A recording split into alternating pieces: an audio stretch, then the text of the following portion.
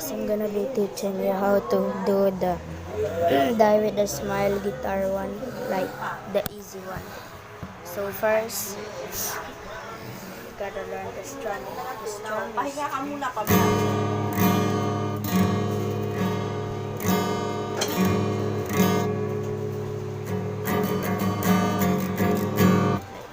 two doubles. Then the chord is G, and then D, and then E minor, just like this.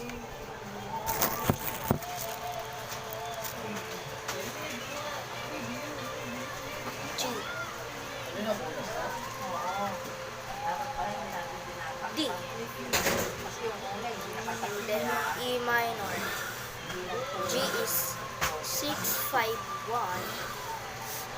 and then D is 3-1-2, then E minor is 5-4.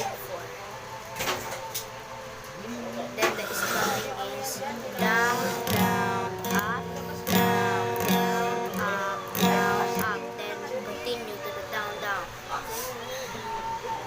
Put together, should sound like this.